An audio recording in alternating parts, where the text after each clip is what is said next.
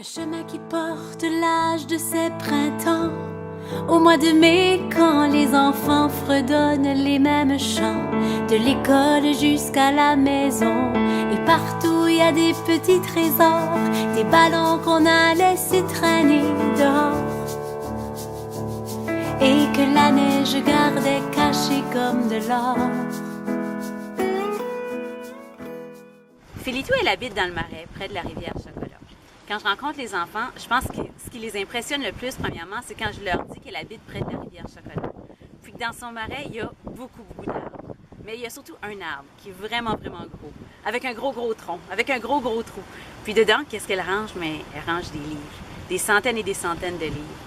Ça les impressionne beaucoup. Félito, c'est la fée des livres. Elle adore lire seule, elle adore raconter des histoires aux enfants. Puis un jour, elle est sortie justement de son marais pour aller raconter des histoires aux enfants. Elle raconte qu'est-ce qui se passe dans son marais, les animaux qui y habitent.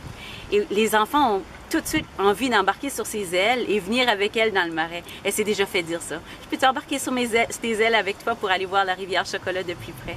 Alors voilà, c'est ce qui rend la fille magique.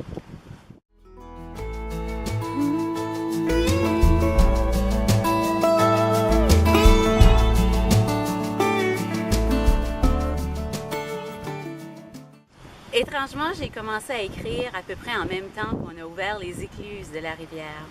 Puis, quand je venais ici, justement, marcher sur le bord du marais, c'est toujours ici que j'ai mes bonnes idées. Je peux partir de la maison avec aucune idée, puis au fur et à mesure que je marche, les idées arrivent.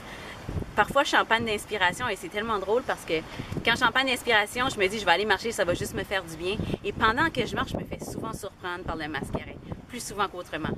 Et étrangement, les idées arrivent en même temps que le mascaret. Ça peut sonner fou, mais moi, je crois que c'est magique. Parfois, je vais simplement m'asseoir. J'aime beaucoup le calme, la tranquillité qui règne autour de la rivière, toute la vie qu'il y a autour aussi, les odeurs. Ça m'inspire beaucoup dans mon écriture, alors je me sens bien quand je suis ici. Ce que j'ai envie pour la rivière Chocolat, c'est simplement qu'on la laisse être, qu'on la laisse revenir tranquillement, pas vite à ce qu'elle est, tout naturellement. Quand on a ouvert les écluses il y a quelques années, petit à petit, je l'ai vu reprendre vie.